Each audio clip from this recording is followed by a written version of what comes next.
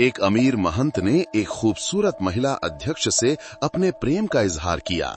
इस सच्चाई ने पूरे देश को हिलाकर रख दिया। माणिकपुर शहर के शांत हृदय में, जहां कभी मंदिरों की घंटियों की गूंज और हर गर्मी में लाल गुलमोहर के पेड़ों की कतारें शांति का प्रतीक थीं, अचानक एक दिन एक ऐसी अफवाह से उथल-पुथल मच गई जिसकी किसी ने कल्पना भी नहीं की थी। ये खबर बुजुर्गों की चाय की चौपाल से लेकर सोशल मीडिया तक, नुक्कड़ की दुकानों से लेकर स्थानीय पार्टी कार्यालयों तक फैल गई। शांति धर्म आश्रम के प्रमुख स्वामी सिद्धार्थ, जो अपनी महान सदाचारिता के लिए प्रसिद्ध थे, ने सार्वजनिक रूप से शहर की नंबर 1 महिला व्यवसाय के प्रति अपनी भावनाओं को व्यक्त किया था। प्रकृति समूह की अध्यक्ष अनन्या रॉय, जो सबसे खूबसूरत, अमीर और कठोर महिला मानी जाती थीं, कोई विश्वास नहीं कर रहा था, कोई विश्वास करना नहीं चाहता था। एक भिक्षु, जिसे पूरे क्षेत्र में पवित्रता और करुणा का प्रतीक माना जाता था, जिसने अपनी 20 साल की तपस्या के दौरान कभी किसी विवाद में अपना नाम नहीं आने दिया, आज एक ऐसी कहानी में उलझ गया था। एक सांसारिक महिला के साथ प्रेम, और वो भी अनन्या जैसी फौलादी और शक्तिशाली महिला के साथ। लोग कानाफूसी करने लगे। भक्त भ्रमित थे और मीडिया ने इस कहानी को हाथों हाथ ले लिया। बस एक ही सवाल बार बार दोहराया जा रहा था, सच्चाई क्या है? क्या इस चौंकाने वाले प्रेम प्रस्ताव के पीछे कोई रहस्य है? लेकिन जनमत के इस तूफान के बीच कुछ विवरणों को नजरअंदाज कर दिया गया था, जैसे कि चैरिटी कार्यक्रमों में उनकी एक दूसरे पर पड़ती सरसरी निगाहें, रात के अंधेरे में आश्रम के गेट पर अध्यक्ष की खामोश उपस्थिति, और एक तूफानी रात में इंटरनेट पर जारी की गई एक ऑडियो रिकॉर्डिंग जिसमें एक पुरुष की गहरी, शांत लेकिन दृढ़ आवाज गूंज रही थी, मैं आपसे कर्तव्य के लिए रुकने की भीख नहीं मांग रहा, मैं तो बस आपसे एक बार अपने दिल की सुनने का मौका मांग रहा हूं, चाहे वो एक ही जन्म के लिए क्यों ना हो। सिर्फ एक वाक्य ने पूरे देश को झकझोर कर रख दिया था, और यहीं से ये कहानी शुरू होती है, जो सिर्फ एक प्रेम कहानी नहीं है, बल्कि सच्चाई को उजागर करने, अंतरात्मा को जगाने और धर्म और दुनिया के बीच विश्वास की परीक्षा लेने की एक यात्रा है। शांति धर्म आश्रम देवदार की पहाड़ी की ढलान पर स्थित था, जिसके पीछे चट्टानी पहाड़ और सामने एक विशाल कमल का तालाब था, जो चारों मौसमों में सुगंध बिखेरता था।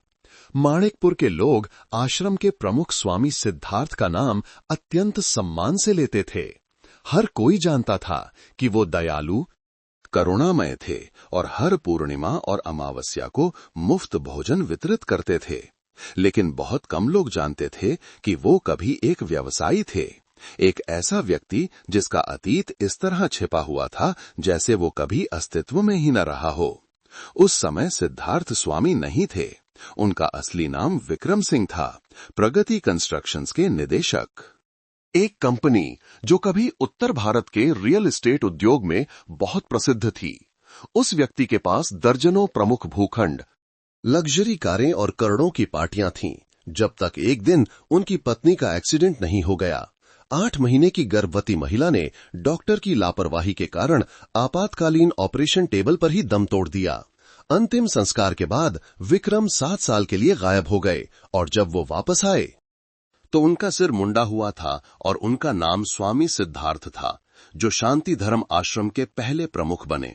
ये नया आश्रम उनकी बची हुई व्यक्तिगत संपत्ति से बनाया गया था। लोगों ने उनकी प्रशंसा की, यह सोचकर कि उन्होंने भौतिक चीजों का त्याग कर दिया है, लेकिन बहुत कम लोग जानते थे कि आश्रम का पूरा वित्तीय संचालन अभी भी एक निजी निवेश कोष के नाम पर था, जिसे सिद्धार्थ स्वयं एक भरोसेमंद व्यक्ति के माध्यम से चुपचाप प्रबंधित करते थे। वो बुरे नहीं थे, लेकिन वो एक सामान्य भिक्षु भी नहीं थे। वो पैसे, शक्ति और सबसे बढ़कर खुद को छिपाना जानते थे। इसीलिए जब 3 साल पहले एक श्राद्ध समारोह के दौरान प्रकृति समूह की अध्यक्ष अनन्या रॉय आश्रम में दिखाई दी, तो उन्होंने उसे पहली नजर में ही पहचान लिया। उसकी सुंदरता के कारण नहीं, बल्कि उसकी आंखों के कारण। एक ऐसी आंखें जो कभी उनकी तरह थीं, बाहर से शांत लेकिन अंदर एक अंधेरे क्षेत्र को समेटे हुए। उन्होंने नहीं पूछा, उसने नहीं बताया, लेकिन उस समारोह के बाद वो अक्सर चुपचाप आश्रम को चावल, दवाइयां और बड़े अनाम दान भेजती थी। एक बार सिद्धार्थ ने उसे रोककर पूछा, तुम ये सब क्यों करती हो जबकि तुमने कभी कुछ मांगा नहीं? अनन्या बस मुस्कुराई, क्योंकि कुछ चीजें हैं जिनके लिए मैं अब प्रार्थना नहीं करना चाहती। प्रार्थना करने के बाद भी वे खो जाती हैं। और उस दिन उन्हें पता चला कि ये महिला साधारण नहीं है। उस दिन से उस दयालु गुरु की आंखें उस गर्वित महिला के कदमों का अनुसरण करने लगीं, सुंदरता के लिए नहीं, शक्ति के लिए नहीं, बल्कि इसलिए कि उन्होंने उसमें अपने अतीत की एक प्रति देखी जब उन्होंने सब कुछ नहीं छोड़ा था। 33 वर्षीय अनन्या रॉय एक ऐसा नाम था जिससे मध्य और पश्चिमी भारत के व्यापारिक जगत में लोग डरते थे। उसके नेतृत्व में प्रकृति समूह ने न केवल जैविक जड़ी बूटियों के बाजार पर कब्जा कर लिया था, बल्कि रिजॉर्ट, रियल एस्टेट और शिक्षा निवेश में भी प्रवेश कर लिया था। वो सुंदर थी, लेकिन उसकी सुंदरता संगमरमर की मूर्ति की तरह थी, ठंडी, अभिमानी और जिसे छूने की कोई हिम्मत नहीं करता था। लोग कहते थे कि उसे धोखा दिया गया है, कुछ कहते थे कि उसने अपना बच्चा खो दिया है, और कुछ दुष्ट लोग ये भी कहते थे कि अगर उस महिला में दिल होता तो भगवान उसे इतना अमीर नहीं बनने देते। उसने कभी भी स्पष्टीकरण नहीं दिया, न इनकार किया, न ही पुष्टि की। लेकिन शहर के बाहरी इलाके में उसके आलीशान विला के अंदर एक कमरा था जो कभी किसी के लिए नहीं खोला गया था। उस छोटे से कमरे में 2 लोगों की एक पुरानी तस्वीर टंगी थी, वो और लगभग 5 साल का एक लड़का। बच्चा उसकी गर्दन से लिपटा हुआ था, खुलकर मुस्कुरा रहा था, और वो उस समय अध्यक्ष नहीं थी, बल्कि एक प्रशिक्षु छात्रा थी जिसका चेहरा अभी भी गंदा था। वो लड़का अनन्या की सगी बहन का बेटा था जो एक ऊंचे इलाके में पढ़ाती थी। लेकिन 2015 में एक भूस्खलन में उसकी बहन की मृत्यु हो गई, जिससे बच्चा अनाथ और बेसहारा हो गया। अনন্যা उस समय সবে মাত্র স্নাতক পাশ করেছিল। সে তার ভাগ্নের পড়াশোনার জন্য একই সাথে 3টি কাজ করত। সে তার ক্যারিয়ারের স্বপ্ন ছেড়ে তার মা হওয়ার কথা ভেবেছিল, কিন্তু জীবন ভালো মানুষের সাথে খুব বেশি দিন ন্যায্য থাকে না। বছরের শেষের এক রাতে ছেলেটিকে तेज बुखार आया और उसे दौरे पड़ने लगे। वो अपने भतीजे को लेकर कई अस्पतालों में भागी, लेकिन सभी ने उसे भर्ती करने से मना कर दिया क्योंकि उसके पास बीमा नहीं था और जमा करने के लिए पर्याप्त पैसे नहीं थे।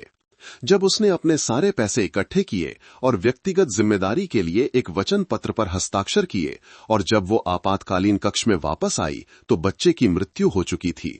उस दिन से उसे प्रार्थना और दया शब्दों से नफरत हो गई, क्योंकि उस रात वह गलियारे में घुटनों के बल बैठकर रोई थी और भगवान से प्रार्थना की थी कि वह बच्चे को न छीने। लेकिन जो भी लोग वहां से गुजरे वे बस सिर झुकाकर चले गए, यहां तक कि एक भिक्षु के वेश में एक व्यक्ति भी जो वहां से गुजरा, उसने बस सब अनित्य है कहा और आगे बढ़ गया। 3 साल बाद शांतिधर्म आश्रम एक अज्ञात स्रोत से वित्तीय सहायता के कारण तेजी से विकसित हुआ। कोई नहीं जानता था कि वो स्रोत अनन्या ही थी, इसलिए नहीं कि वो बौद्ध बनना चाहती थी, इसलिए नहीं कि उसने माफ कर दिया था, बल्कि इसलिए कि वो समझना चाहती थी कि लोग जाने दो के बारे में इतनी शांति से कैसे बात कर सकते हैं जब उन्हें कभी जीवन और मृत्यु के बीच चयन नहीं करना पड़ा। और फिर वो सिद्धार्थ से मिली। उस दिन उनकी आंखों में उसे देखने का तरीका दया का नहीं, बल्कि एक खामोश और दिल दहला देने वाली सहानुभूति का था। तब से वो आश्रम में अधिक आने लगी, पूजा करने या प्रार्थना करने के लिए नहीं, बल्कि बस गेट के सामने चुपचाप खड़ी रहती थी, और हर बार वो दूर से उसे बिना एक शब्द कहे देखते रहते थे। उस शाम पहाड़ी हवा धीरे धीरे मन को छू रही थी। शांति धर्म आश्रम के सामने कमल का तालाब झिलमिला रहा था। सूरज की रोशनी हर पत्ते पर सोने की तरह चमक रही थी। श्राद्ध समारोह के बाद सभी लोग चले गए थे। केवल अनन्या रसोई की ओर जाने वाले रास्ते के पास एक पत्थर की बेंच पर बैठी रह गई। वो चुपचाप बैठी थी। हाथ में एक गिलास पानी लिए उसकी आंखें क्षितिज की ओर शून्य में देख रही थीं। सिद्धार्थ पास से गुजरे, उन्हें हर बार की तरह धीरे से सिर झुकाकर आगे बढ़ जाना चाहिए था, लेकिन आज न जाने क्यों वो रुक गए। रसोई में चाय अभी भी गर्म है, ये पीने से तुम्हारा पेट ठंडा हो जाएगा। वो मुड़ी। उसकी आवाज धीमी थी। चाय उन चीजों को ठीक नहीं कर सकती जो पानी से भी ठंडी हैं। उन्होंने कोई प्रतिक्रिया नहीं दी, बस मुस्कुराए। लेकिन कभी कभी चाय पीने से दिल को थोड़ी राहत मिलती है। वो चुप रही। थोड़ी देर बाद वो उठी और उनके साथ रसोई में चली गई। वे आमने सामने बैठे, एक साधारण रसोई में जिसमें केवल एक केतली और समारोह के बाद बची हुई कुछ मिठाइयां थीं। उन्होंने बिना कुछ कहे चाय डाली। उसने भी कुछ नहीं पूछा, जब तक उन्होंने अचानक बोलना शुरू नहीं किया।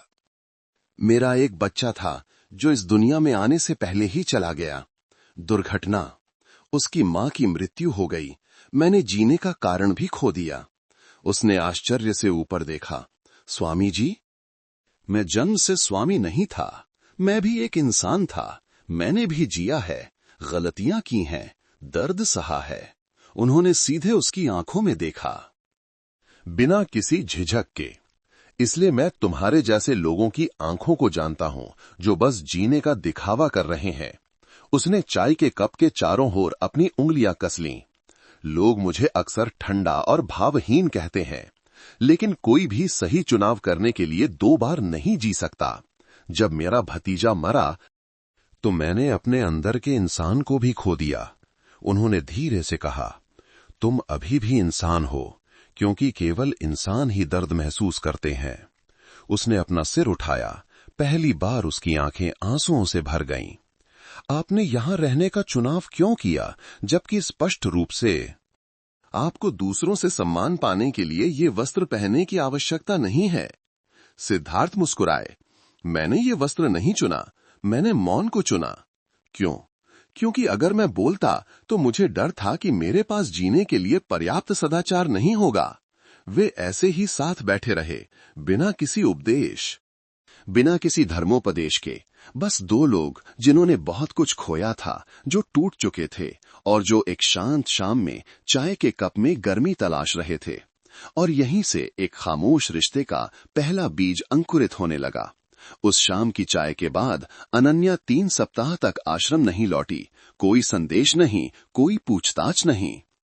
कोई चावल का पैकेट चुपचाप नहीं भेजा गया, जैसा कि वो हमेशा करती थी।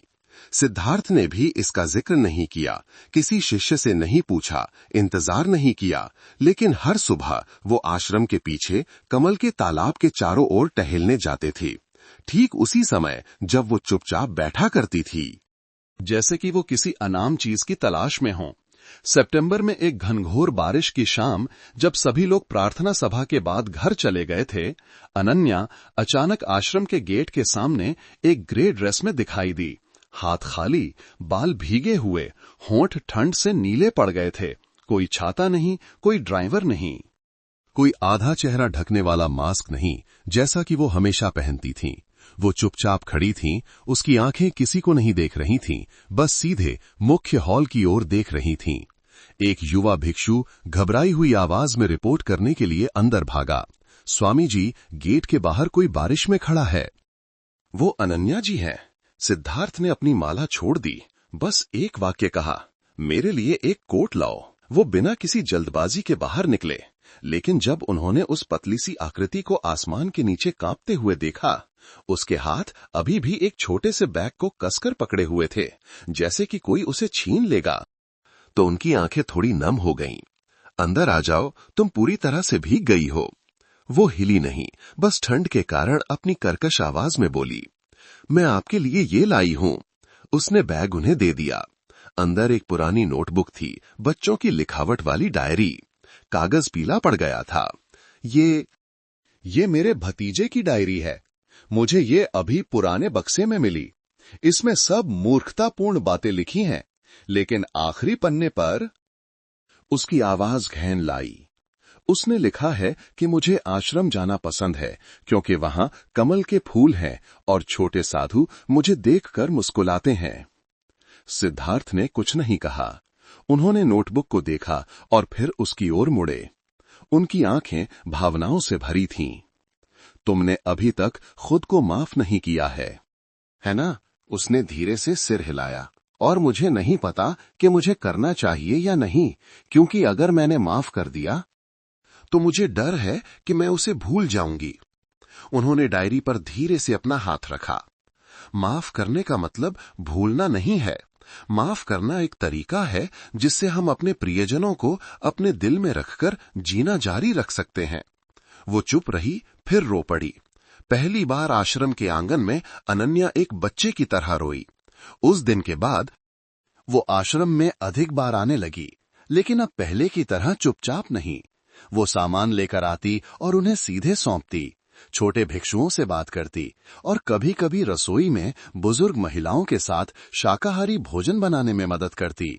और जब वो सिद्धार्थ के साथ चाय पीने बैठती तो उन्हें अब शब्दों की जरूरत नहीं होती, बस मौन ही काफी होता।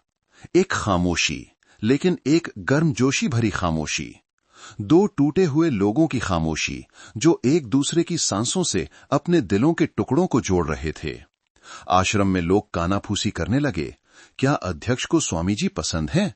किसी ने विश्वास करने की हिम्मत नहीं की, लेकिन उन आंखों को झुठलाया नहीं जा सकता था। सिद्धार्थ ने सब कुछ सुना, लेकिन उनका चेहरा शांत रहा। बस जब अनन्या की छाया आश्रम के गेट के पीछे गायब हो जाती तो उनके हाथ माला को इतनी कसकर पकड़ लेते कि खून निकलने लगता। एक बौद्ध फैन पेज पर एक अस्पष्ट पोस्ट से शुरुआत हुई। एक युवा शक्तिशाली महिला व्यवसायी अक्सर ऋषिकेश के एक प्रसिद्ध आश्रम में जाती है और वहां के प्रसिद्ध महंत के साथ असामान्य रूप से करीबी है, जो दान स्वीकार नहीं करते। उस गेट के पीछे वास्तव में क्या हो रहा है? साथ में दी गई तस्वीर में केवल दो लोगों की पीठ दिखाई दे रही थी। एक भूरे रंग के वस्त्र पहने पुरुष एक सफेद पोशाक पहने महिला के लिए छाता पकड़े हुए था, जिसके बाल ऊंचे जूड़े में बंधे थे। चेहरा साफ नहीं दिख रहा था, लेकिन जो कोई भी उनसे मिला था वो तुरंत पहचान गया कि वे सिद्धार्थ और अनन्या थे। सिर्फ एक रात में सैकड़ों टिप्पणियां फूट पड़ीं। एक और भिक्षु ने अपनी प्रतिज्ञा तोड़ दी। बुद्ध ने करुणा सिखाई, सुंदरियों को जाने देना नहीं सिखाया। ये तो प्रकृति समूह की अध्यक्ष हैं, क्या ये सच हो सकता है? और इस तरह अनाम स्रोतों का हवाला देते हुए लेख सामने आने लगे। महिला टाइकून और महंत, प्यार या पीआर स्टंट। आश्रम के अंदर भी चीजें शांत नहीं थीं। पुराने भक्त धीरे धीरे दूर होने लगे। जिन बुजुर्ग महिलाओं को कभी अनन्या पसंद थीं, वे अचानक सतर्क हो गईं और पीठ पीछे फुसफुसाने लगीं। इतनी खूबसूरत, शक्तिशाली और मजबूत आभा वाली लड़की का आश्रम में आना कोई अच्छी बात नहीं है। एक सुबह कमल सिद्धार्थ का करीबी युवा भिक्षु प्रादेशिक धर्म परिषद से एक तत्काल बैठक का निमंत्रण पत्र लेकर आया। सिद्धार्थ को आश्चर्य नहीं हुआ। वो जानते थे कि ये दिन जल्दी या बाद में आना ही था। बैठक के दिन उन्होंने एक साधारण भूरा वस्त्र पहना। उनका चेहरा हमेशा की तरह शांत था, लेकिन जीवन में पहली बार उन्हें एक परिषद के सामने जवाब देना पड़ा। उस महिला के साथ मेरे संबंधों ने क्या सीमा पार कर दी है? उन्होंने बिना किसी हिचकिचाहट के जवाब दिया, नहीं, लेकिन अगर ऐसा होता है तो मैं इस वस्त्र को स्वेच्छा से छोड़ने वाला पहला व्यक्ति होऊंगा। इस कथन ने पूरी परिषद को स्तब्ध कर दिया। एक बूढ़े भिक्षु ने अपनी भौहें सिकोड़ी। क्या आप अपने शब्दों के परिणाम जानते हैं? सिद्धार्थ मुस्कुराए। मैं केवल यह जानता हूं कि अगर कोई व्यक्ति जिसने सब कुछ खो दिया है उसे बुद्ध के द्वार पर विश्वास मिलता है, तो इस वस्त्र को पहनने वाले की जिम्मेदारी उसे दूर भगाना नहीं, बल्कि उसे बनाए रखना है। किसी ने जवाब नहीं दिया। बैठक खामोशी में समाप्त हो गई। अनन्या को एक करीबी सहायक से खबर मिली। वो आश्रम आई। पहली बार बिना अनुमति के सीधे मुख्य हॉल में चली गई। वह उनके सामने खड़ी हुई, सीधे उनकी आंखों में देखते हुए, मैंने आपके लिए परेशानी खड़ी कर दी है। उन्होंने सिर हिलाया। दूसरों ने परेशानी खड़ी की है। तुम एक सवाल लेकर आई हो जिसका मुझे जवाब देना है। वो हल्के से मुस्कुराई, लेकिन उसकी आंखों में कुछ नर्म और कुछ छोड़ने की इच्छा जैसा था। अगर मेरी वजह से आपको पद छोड़ने के लिए मजबूर किया जाता है तो मैं चली जाऊंगी, कभी वापस नहीं आऊंगी, उन्होंने जवाब दिया। उनकी आवाज हवा की तरह धीमी थी। मुझे पद छोड़ने का डर नहीं है, मुझे केवल एक ऐसे व्यक्ति को पीछे छोड़ने का डर है जो नर्क से बाहर निकलने की कोशिश कर रहा है और ऊपर कोई इंतजार नहीं कर रहा है। उस रात आश्रम में कोई प्रार्थना नहीं हुई, लेकिन मुख्य हॉल में रोशनी पूरी रात जलती रही। कोई नहीं जानता था कि स्वामी सिद्धार्थ ने क्या सोचा था, लेकिन उस दिन से वो हर सुबह कमल के तालाब के पास अकेले नहीं बैठते थे, बल्कि हमेशा उनके बगल में एक और छाया बैठी होती थी, एक खामोश महिला चाय डालती हुई, आंखें क्षितिज की ओर देखती हुई। बोर्ड की बैठक सोमवार सुबह ठीक 7 बजे प्रकृति होल्डिंग्स के मुख्यालय की 18वीं मंजिल पर हुई, जो अरबों डॉलर की रियल एस्टेट और टेक्नोलॉजी कंपनी थी जिसे अनन्या ने खुद स्थापित किया था। इस बार माहौल हर बार से अलग था। सभी बड़े शेयर धारक मौजूद थे। माहौल तनावपूर्ण था। शुरुआती शब्द विनम्र थे, लेकिन निगाहें ठंडी थीं।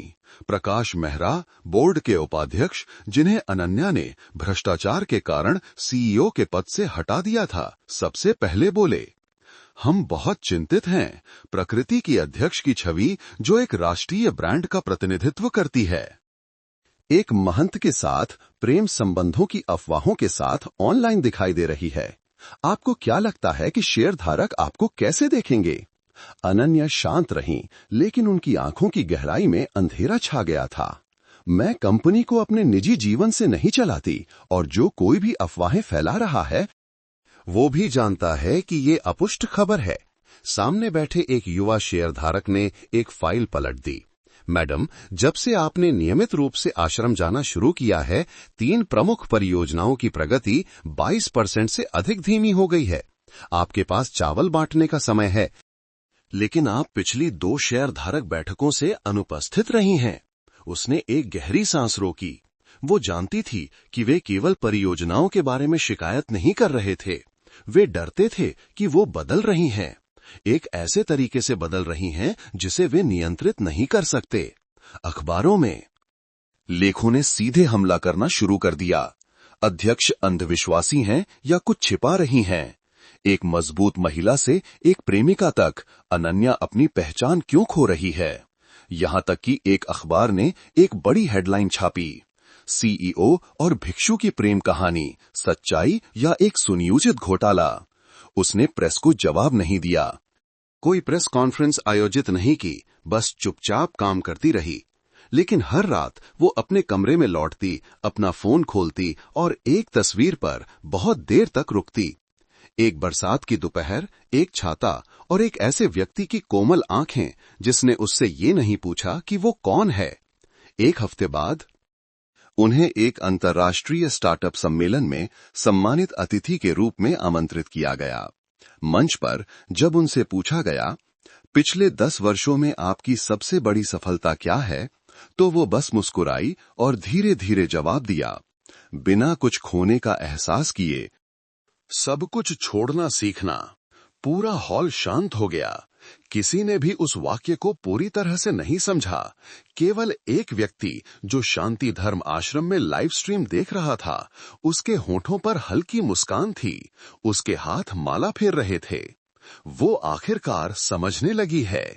उस रात अनन्या अपने पेंट हाउस नहीं गई, वो आश्रम गई, अपने साथ एक लाल कपड़े का बंडल लेकर। उसने वो सिद्धार्थ को दे दिया। अंदर उसके द्वारा रखे गए सभी शेयर थे, जो नए प्रबंधन बोर्ड को हस्तांतरित कर दिए गए थे। मैंने पीछे हटने का फैसला किया है, लेकिन मैं भाग नहीं रही हूं। वो बहुत देर तक चुप रहे, फिर पूछा, तुम आगे क्या करोगी? उसने कमल के तालाब की ओर देखा। रात की हवा ठंडी थी, लेकिन उसकी आंखें एक अजीब चमक से चमक रही थीं। एक इंसान बनूंगी, अपनी पसंद से। यह एक शांत दोपहर थी। समूह से हटने के बाद अनन्या नियमित रूप से आश्रम नहीं आई। वो अपने गृहनगर वापस चली गई, अपनी मां की कब्र पर धूप जलाई। खुद घास उखाड़ी और उस पत्थर की पटिया से धूल साफ की जिस पर उस महिला का नाम था जिसने जीवन भर संघर्ष किया था। सिद्धार्थ ने अभी भी फोन नहीं किया, नहीं पूछा, लेकिन एक दिन उन्होंने युवा भिक्षु कमल को शहर जाकर बेसन के लड्डू का एक डिब्बा खरीदने के लिए भेजा, वही मिठाई जिसके बारे में अनन्या ने एक बार कहा था। मैं इसे तब से खाती हूँ जब मैं एक गरीब बच्ची थी और अपनी माँ का मिठाई की दुकान के सामने इंतजार करती थी, लेकिन मांगने की हिम्मत नहीं होती थी। जब वो आश्रम लौटी तो उन्होंने बस मिठाई का डिब्बा दिया, एक शब्द भी नहीं कहा। उसने उसे ले लिया, हल्के से मुस्कुराई, लेकिन फिर अचानक पूछ बैठी, स्वामी जी, संन्यास लेने से पहले आप कौन थे? वो चौंक गए। एक साधारण सा सवाल जिसने पिछले 10 सालों से उनकी त्वचा की हर परत को छील दिया था।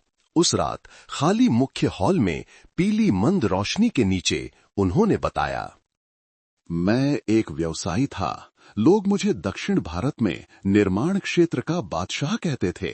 सच में मेरे पास सब कुछ था, पैसा, शक्ति, घर, कार, यहां तक कि एक पत्नी और बच्चा भी। लेकिन एक मनी लॉन्ड्रिंग घोटाले में लोगों ने मुझे बलि का बकरा बना दिया। अनन्या चुप रही, उसने कोई आश्चर्य नहीं दिखाया। केवल उनके हाथ जो माला पकड़े हुए थे वे धीरे धीरे कांप रहे थे। मेरी सारी संपत्ति छीन ली गई, दोस्तों ने धोखा दिया, पत्नी ने तलाक दे दिया, बेटा विदेश चला गया और अपनी मां का उपनाम अपना लिया। मैंने सब कुछ खत्म करने के बारे में सोचा था। उसी बारिश की रात में उन्होंने ऊपर देखा। उनकी आंखें लाल थीं, लेकिन आवाज स्थिर थी। और फिर न जाने कैसे मैं भटक कर एक छोटे से आश्रम में पहुंच गया। वहां के गुरु ने बस मुझे एक बार देखा, कुछ नहीं पूछा, बस मुझे एक कप गर्म चाय दी और कहा, अगर तुम मरना चाहते हो तो कम से कम ये चाय तो पी लो। मैं उस आश्रम में 2 साल रहा, पानी ढोया, आंगन साफ किया, जली हुई रोटी खाई, फिर दीक्षा ली और फिर मुझे पुराने महंत के निधन के बाद शांति धर्म आश्रम का प्रमुख बनाकर भेज दिया गया। वो अभी भी चुप थी, लेकिन आंसू गिर रहे थे। मैंने सन्यास इसलिए नहीं चुना क्योंकि मैं महान था। मैंने सन्यास इसलिए चुना क्योंकि मेरे पास कोई और रास्ता नहीं था। और फिर मैं तुमसे मिला। उसने ऊपर देखा, उसकी आंखें लाल थीं। क्या आपको ये बताने में कोई पछतावा है? वो मुस्कुराए। नहीं, क्योंकि अगर मैं अपने अतीत को छिपाता रहता तो मैं हमेशा एक छाया बना रहता। और तुम एक असली इंसान के प्यार के लायक हो। उस रात पहली बार अनन्या सिद्धार्थ के बगल में देर रात तक बैठी। उन्होंने और कुछ नहीं कहा, बस चुपचाप चाय पी, जैसे 2 लोग जिन्होंने अपनी उपाधियां, हैसियत और अहंकार को छोड़ दिया था जो दशकों से उनके कंधों पर बोझ था। अगली सुबह एक अखबार में खबर छपी, शांति धर्म आश्रम के प्रमुख कभी रियल एस्टेट के बादशाह थे। पश्चिमी घाट के सबसे अमीर भिक्षु की असली पहचान का खुलासा। प्रेस में हलचल मच गई, लेकिन इस बार सिद्धार्थ भागे नहीं। उन्होंने आश्रम के आंगन में ही एक प्रेस कॉन्फ्रेंस बुलाई और खुद एक शांत रवैये के साथ पूरी सच्चाई की पुष्टि की, जिसने पूरे मीडिया को चुप करा दिया। उन्होंने केवल एक वाक्य कहा, मैं एक अपराधी हूं, लेकिन मैं धोखेबाज नहीं हूं। और उसी ईमानदारी से पूरे देश का नजरिया बदलने लगा। लोगों ने न केवल सिद्धार्थ की अधिक प्रशंसा की, बल्कि अनन्या का भी सम्मान किया। एक ऐसी महिला जो एक ऐसे व्यक्ति के बगल में खड़े होने की हिम्मत रखती थी जो खाई में गिर गया था जब पूरी दुनिया उस पर हंस रही थी। उस शाम शांति धर्म आश्रम में एक अजनबी मेहमान आया। उसने एक ग्रे शर्ट, पतले फ्रेम वाले चश्मे पहने थे। वो लंबा और पतला था और उसके हाव भाव शांत थे। उसने अपना नाम नहीं बताया, बस आश्रम के गेट के सामने बहुत देर तक चुपचाप खड़ा रहा। हाथ में एक पत्र था जो कोने से मुड़ा हुआ था। सबसे पहले युवा भिक्षु कमल उससे मिलने गया, लेकिन जब सिद्धार्थ बाहर आए तो वे उन आंखों को देखते ही रुक गए। कोई गलती नहीं हो सकती थी। रोहन, उस दूसरे आदमी ने धीरे से सिर हिलाया। उसकी आंखें लाल थीं। मैं घर आ गया हूं पिताजी।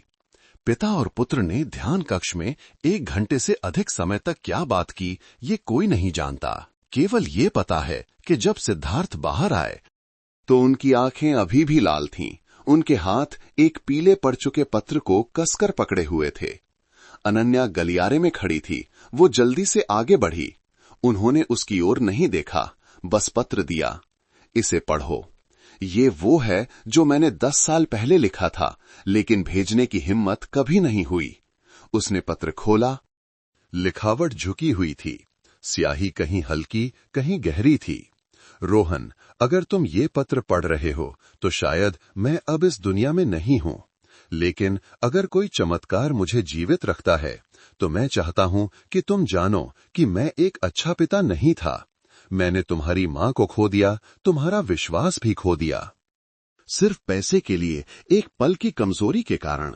लेकिन मैंने तुम्हें याद करना कभी नहीं छोड़ा। हर त्योहार पर मैं अभी भी वो जैकेट रखता हूं जो तुम भूल गए थे, और हर रात मैं चुपचाप कहता हूं, मुझे माफ कर दो पिताजी। अगर तुम कभी वापस आते हो तो मुझे और कुछ नहीं चाहिए।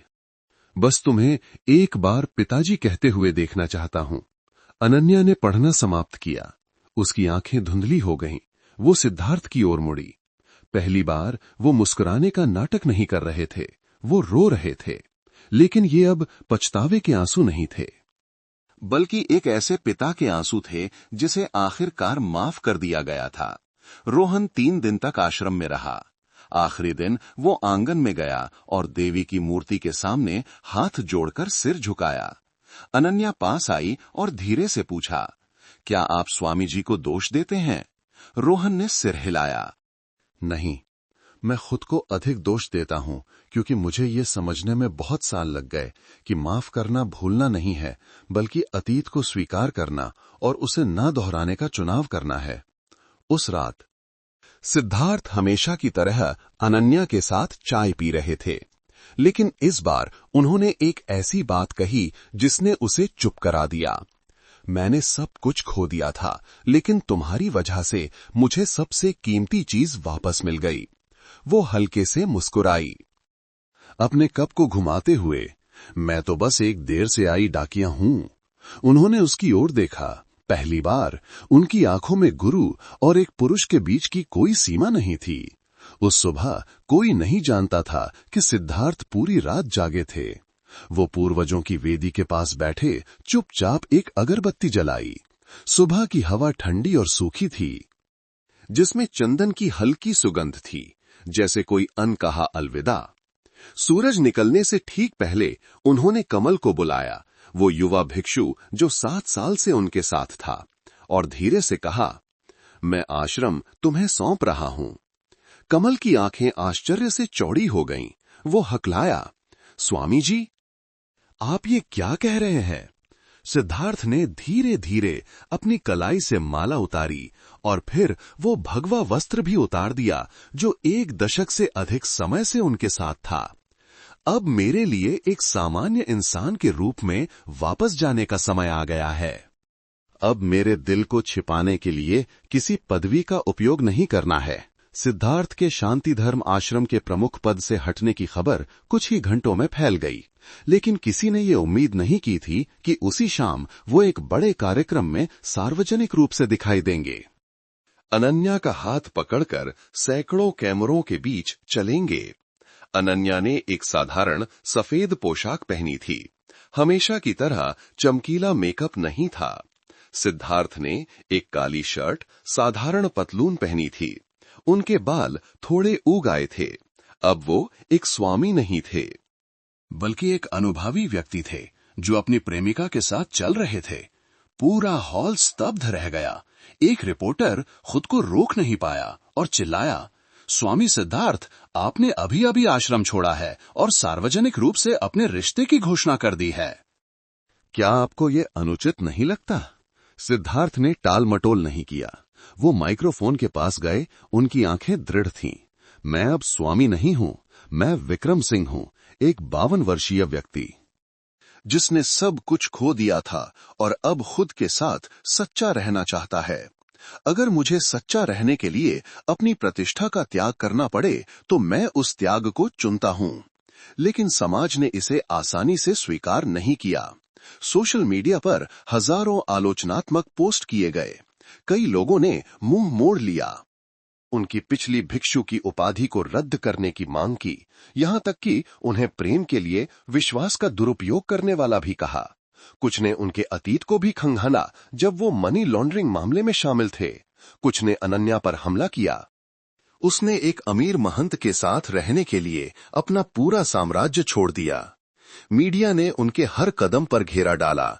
ऑनलाइन समाचारों ने सुर्खियां बटोरी। प्यार या एक छिपा हुआ मीडिया अभियान, एक भिक्षु ने प्रेम के लिए या पैसे के लिए वस्त्र त्यागे। इस तूफान के सामने अनन्या ने एक बार भी कुछ नहीं कहा। सिद्धार्थ ने बस चुपचाप एक हस्तलिखित पत्र ऑनलाइन पोस्ट किया। मैं जीवन की गहरी खाई से गुजरा हूं। मैंने सच जीने के डर को छिपाने के लिए सन्यास के वस्त्र का इस्तेमाल किया, लेकिन अब मैं और छिपाना नहीं चाहता। अगर उसके लिए मेरा प्यार एक पाप है तो मैं हर फैसले को स्वीकार करता हूं, लेकिन करुणा का व्यापार करने के लिए बुद्ध के नाम का उपयोग न करें। पत्र हर जगह फैल गया। कुछ लोग नाराज थे, कुछ रो पड़े, कुछ समझने लगे। उस रात सिद्धार्थ और अनन्या एक छोटे से नए किराए के घर की छत पर एक साथ बैठे। अब कोई पेंट हाउस या आश्रम की छत नहीं थी। उन्होंने पूछा, क्या तुम्हें डर लग रहा है? उसने उनके कंधे पर सिर टिकाया, धीरे से सिर हिलाया। मुझे कभी प्रतिष्ठा खोने, पद खोने का डर था, लेकिन जब से मुझे पता चला है कि तुम्हें खोना सबसे डरावनी बात है। उन्होंने धीरे से उसका हाथ दबाया। जीवन में पहली बार वो अब एक स्वामी नहीं थे, एक भिक्षु नहीं थे, बल्कि एक ऐसा पुरुष थे जो प्यार में था और जिसे वो प्यार करता था उसकी रक्षा करने की हिम्मत रखता था। सिद्धार्थ के सन्यास से हटने और अनन्या के साथ अपने संबंधों की घोषणा करने के 3 दिन बाद एक अनाम ईमेल सभी प्रमुख मीडिया आउटलेट्स को भेजा गया। विक्रम सिंह, जिस पर कभी मनी लॉन्ड्रिंग और रिश्वतखोरी के लिए जांच की गई थी, एक उच्च पदस्थ व्यक्ति के पीछे होने के कारण सजा से बच गया था।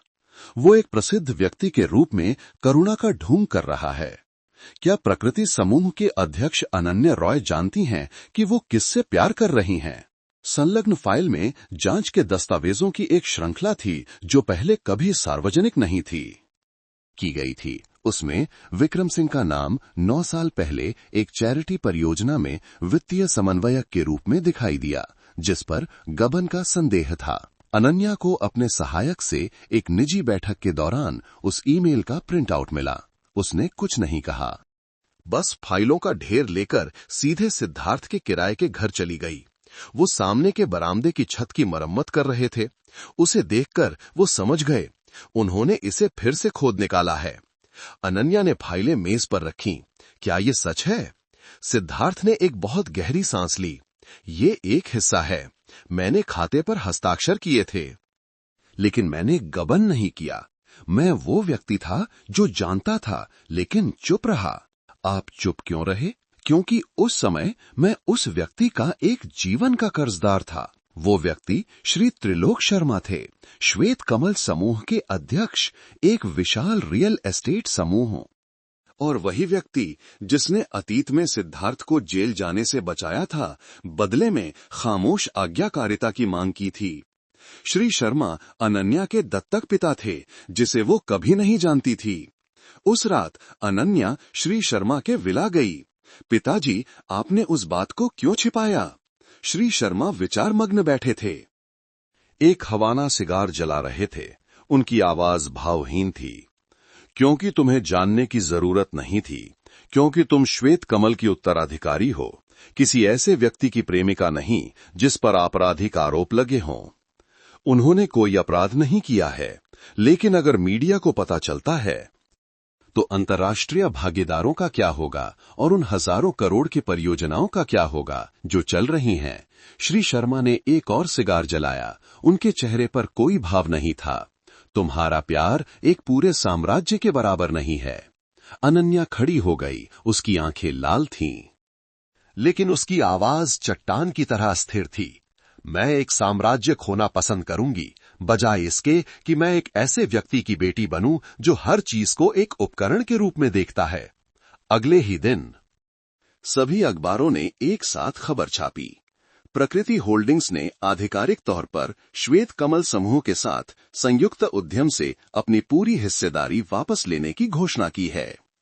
अनन्या एक सीईओ जिसने प्यार के लिए पैसे से मुंह मोड़ लिया। सोशल मीडिया पर जनता दो गुटों में बंट गई। एक पक्ष ने उसे एक बहादुर महिला के रूप में सराहा जो सच्चाई से जीने की हिम्मत रखती थी, जबकि दूसरे पक्ष ने उस खूबसूरत महिला का मजाक उड़ाया जिसने प्यार के लिए सब कुछ खो दिया।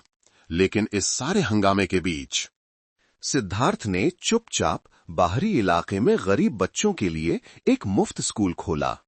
एक रिपोर्टर ने आकर पूछा, क्या आपको अपनी प्रतिष्ठा खोने का डर नहीं है? वो मुस्कुराए। उनकी आंखों में अब कोई कड़वाहट नहीं थी। प्रतिष्ठा वो है जो लोग आपको देते हैं, लेकिन चरित्र वो है जिसके लिए आप जीते हैं। उसी समय अनन्या ने भी एक साहसिक कदम उठाया। उसने अपनी सारी संपत्ति सहानुभूति नामक एक चैरिटी फंड में स्थानांतरित कर दी और कम से कम 5 साल तक व्यापार जगत में वापस न आने का वादा किया। वो सही अर्थों में त्याग का प्रतीक बन गईं। लेकिन इस खूबसूरत इशारे के पीछे अभी भी एक सच्चाई थी जिसे उजागर नहीं किया गया था। सिद्धार्थ को बदनाम करने के मीडिया अभियान के पीछे न केवल श्री शर्मा थे, बल्कि रियल एस्टेट की दुनिया में एक गुप्त शक्ति थी जो देश भर में हजारों हेक्टेयर प्राचीन मंदिर भूमि के एक गुप्त परियोजना के लिए दोनों को खत्म करना चाहती थी। मुंबई में एक गुप्त बैठक में 10 से अधिक सूट पहने पुरुष एक चमकदार काली पत्थर की मेज के चारों ओर बैठे थे। कोई कंपनी का नाम नहीं, कोई साइन बोर्ड नहीं, कोई रिकॉर्डिंग नहीं। सभी चुप थे जब तक कि एक व्यक्ति ने अपने ब्रीफकेस से एक नक्शा नहीं निकाला जिसमें मध्य और दक्षिण भारत के सभी प्राचीन मंदिरों को शामिल किया गया था। उस व्यक्ति ने कहा, हमने 8 मंदिरों में अपने लोगों को स्थापित कर दिया है। केवल शांति धर्म आश्रम ही महत्वपूर्ण बिंदु बचा है। एक अन्य व्यक्ति ने भौहें सिकोड़ी, लेकिन शांति धर्म आश्रम में अब सिद्धार्थ नहीं है। उसने सार्वजनिक रूप से पद छोड़ दिया है। आश्रम अब एक गुमनाम युवा भिक्षु के हाथ में है। पहले व्यक्ति ने तिरस्कार से हंसा। इसलिए कब्जा करना और भी आसान है, लेकिन हमें मंदिर को नहीं बल्कि उन दोनों को खत्म करना है, अनन्या और सिद्धार्थ को। उसी समय अनन्या को एक अजीब लिफाफा मिला जिसमें कोई प्रेषक नहीं था। अंदर श्वेत कमल समूह और एक विदेशी निगम के बीच एक गुप्त सहयोग समझौते की एक प्रति थी, जिसमें स्पष्ट रूप से कहा गया था कि यदि वे 12 प्राचीन मंदिरों पर नियंत्रण कर लेते हैं तो वे उन्हें उच्च अंत आध्यात्मिक रिजॉर्ट्स में बदल देंगे। सीधे शब्दों में कहें, मंदिर की भूमि को एक छिपे हुए रिजॉर्ट में बदलना। उस अनुबंध में त्रिलोक शर्मा के इलेक्ट्रॉनिक हस्ताक्षर थे और विशेष रूप से एक नाम तकनीकी सलाहकार के रूप में हाशिए पर खड़ा था, विक्रम सिंह, जिस पर 2016 में हस्ताक्षर किए गए थे जब वो अभी भी महंत थे। अनन्या स्तब्ध रह गई। वो अनुबंध लेकर सीधे उस कक्षा में गई जहां सिद्धार्थ बच्चों को पढ़ा रहे थे। जब उन्होंने दस्तावेजों में अपना नाम देखा तो वो बहुत देर तक चुप बैठे रहे। फिर उन्होंने कहा, ये एक जाली हस्ताक्षर है, लेकिन मैं जानता हूं कि उन्होंने मेरा नाम क्यों इस्तेमाल किया, क्योंकि मैंने एक बार बौद्ध प्रबंधन बोर्ड के सचिव के रूप में एक आंतरिक बैठक के दौरान मंदिरों के स्थान का नक्शा लीक कर दिया था। मैंने नहीं सोचा था कि वे ऐसा करेंगे। अनन्या ने कसकर उनका हाथ पकड़ लिया। ये अब केवल सम्मान की बात नहीं है, ये लोगों के जीवन का सवाल है। अगर हम उन्हें नहीं रोकते हैं तो दर्जनों हेक्टेयर प्राचीन मंदिर भूमि नष्ट हो जाएगी। सिद्धार्थ ने एक गहरी सांस ली। उस पल में उनकी आंखें अब एक प्यार करने वाले आदमी की आंखें नहीं थीं, बल्कि एक ऐसे व्यक्ति की आंखें थीं जिसने कभी तपस्या की थी, दर्द को जाना था और अब खड़ा होना जानता था। 2 दिन बाद उन्होंने एक प्रेस कॉन्फ्रेंस की, प्रकृति होल्डिंग्स के पुराने होटल लॉबी में। अनन्या ने मंदिर भूमि रूपांतरण अनुबंध की पूरी प्रति के साथ साथ पीछे के लोगों की जानकारी भी सार्वजनिक की। जनता में आक्रोश फैल गया। श्वेत कमल समूह ने तुरंत खंडन किया। जाली दस्तावेज। अनन्या रॉय भावनाओं के कारण अपना विवेक खो बैठी हैं। 24 घंटे से भी कम समय में अनन्या को कॉरपोरेट रहस्यों को उजागर करने के अपराध के संबंध में जांच एजेंसी से एक सम्मन मिला। उस रात सिद्धार्थ के छोटे से घर की खिड़की का शीशा तोड़ दिया गया। एक ईंट अंदर फेंकी गई जिस पर घसीट कर लिखा था, यहां से चले जाओ अगर तुम अपनी जान नहीं खोना चाहते। अनन्या कांप रही थी, लेकिन वो नहीं। उन्होंने कागज लेकर उसे जला दिया और उससे कहा, वे सामने आ गए हैं, अब से हमें कांपना नहीं है। वो नीचे बैठ गई, उनके कंधे पर झुक गई, होंठ भींचे हुए। हमारे पास खोने के लिए कुछ नहीं बचा है, केवल एक दूसरे और सच्चाई। एक आलोचना की गई प्रेम कहानी से। अब वे दोनों हजारों करोड़ रुपए के आध्यात्मिक भूमि पर कब्जा करने वाले एक सिंडिकेट को उजागर करने वाले बन गए थे। और जो वे नहीं जानते थे वो ये था कि बौद्ध जगत में छिपा एक महत्वपूर्ण व्यक्ति अब चुपचाप रास्ता साफ करने का आदेश प्राप्त कर चुका था। शांति धर्म आश्रम छोड़ने से पहले सिद्धार्थ ने अपने सभी महंत के कर्तव्यों को एक व्यक्ति को सौंप दिया था, स्वामी कमल, जो कभी एक आवारा युवा भिक्षु थे, जिन्हें उन्होंने 10 साल की उम्र में बचाया था जब वो एक बाढ़ में सब कुछ खो चुके थे। कमल को उनकी आध्यात्मिक विरासत का उत्तराधिकारी माना जाता था। उन्होंने कमल को मंत्रोच्चार करना, पत्र लिखना और धर्मोपदेश में शब्दों का उपयोग कैसे करना है, ये सब सिखाया था, ताकि लोगों में भ्रम पैदा किए बिना उनके मन को खोला जा सके। लगभग हर कोई जो आश्रम में आता था वो कमल को आज्ञाकारी, शांत, एक गर्म आवाज और चमकदार आंखों वाला पाता था। कई भक्त यह भी कहते थे कि भविष्य में कमल स्वामी सिद्धार्थ की जगह लेने के योग्य होगा। केवल एक चीज जो वो नहीं जानते थे वो यह थी कि जब से वो लड़का आश्रम में आया था, उसके पास एक पुराना फोन था जो पूर्वजों की वेदी के नीचे एक पत्थर के स्लैब के नीचे छिपा हुआ था, और महीने में एक बार वो एक एन्क्रिप्टेड ईमेल खाते के माध्यम से कहीं डेटा भेजता था। जब अनन्या ने प्रेस में मंदिर भूमि अनुबंध का खुलासा किया तो स्कैन की गई प्रति प्राप्त करने वाला पहला व्यक्ति कमल था, और वही वो व्यक्ति था जिसने 24 घंटे पहले श्वेत कमल समूह को प्रिंटआउट चुपके से भेज दिया था, बदले में 2.2 7 करोड़ रुपए की राशि वाला एक सिंगापुर खाता सीधे कमल के असली नाम ललित खन्ना में स्थानांतरित कर दिया गया। उसी समय शांति धर्म आश्रम में एक धर्मोपदेश के दौरान कमल ने अचानक सैकड़ों भक्तों और मीडिया के सामने उपदेश देना शुरू कर दिया। सांसारिक प्रेम क्षणभंगुर है। जब कोई व्यक्ति जिसने कभी भगवा वस्त्र पहना हो वो सार्वजनिक रूप से वासना में लिप्त हो जाता है, तो मैं कहता हूं कि ये अब तपस्या नहीं है बल्कि पाखंड है। ये कथन ठीक उसी समय आया जब अनन्या को सिद्धार्थ का हाथ पकड़े हुए एक संपादित क्लिप ऑनलाइन प्रसारित की गई। क्लिप एक छिपे हुए कोण से शूट की गई थी, गुणवत्ता खराब थी, लेकिन जनता की राय को भड़काने के लिए पर्याप्त थी। कई सुर्खियां सामने आईं, महंत या छिपा हुआ प्रेमी। हजारों करोड़ की चैरिटी परियोजनाओं का नेतृत्व करने वाला अब एक प्रेम अपराधी बन गया है। क्या शांति धर्म आश्रम अभी भी एक आश्रम है? सिद्धार्थ को यह खबर तब मिली जब वो और अनन्या एक गली में एक छोटे से भोजनालय में रात का खाना खा रहे थे। उन्होंने चुपचाप अपनी चॉपस्टिक्स नीचे रखीं। उनकी गहरी आंखें सामने के अंधेरे में देख रही थीं। कमल, वो मुझे बचपन से पिता कहता था। अनन्या ने धीरे से उनका हाथ दबाया। हो सकता है कि कमल ने ऐसा नहीं किया हो सकता है कि उसका इस्तेमाल किया गया हो। लेकिन उसी रात एक ऑडियो रिकॉर्डिंग लीक हो गई जिसमें कमल की आवाज साफ थी, उसे डूबने दो, मैं शांति धर्म की पूरी जमीन अपने नाम कर लूंगा। श्वेत कमल के साथ अपनी प्रतिबद्धता पूरी करूंगा। बदले में मुझे प्रांतीय बौद्ध परिषद में एक नेतृत्व की स्थिति चाहिए। उस झटके ने सिद्धार्थ को तोड़ दिया, प्रतिष्ठा के कारण नहीं बल्कि गलत व्यक्ति पर रखे गए विश्वास के कारण। उस पूरी रात वो घर के पीछे बोधि वृक्ष के नीचे चुपचाप बैठे रहे, कुछ नहीं कहा। अनन्या एक शॉल लेकर आई और उसे उनके कंधों पर डाल दिया। उनके बगल में बैठकर फुसफुसाया, मुझे अभी भी विश्वास है। एक व्यक्ति जिसने कभी दया का बीज बोया हो वो धोखे के कारण बुरा नहीं बन सकता, और एक व्यक्ति जिसने कभी लोगों को बचाया हो वह चोट लगने के कारण प्यार करना नहीं भूल सकता। उन्होंने उसकी ओर देखा। उनकी आंखों में अब दर्द नहीं था बल्कि एक दृढ़ संकल्प था। एक खामोश प्रतिज्ञा, ये मेरी गलती हो सकती है, लेकिन मैं तुम्हें और अन्य मंदिरों को मेरी गलती की कीमत चुकाने नहीं दूंगा।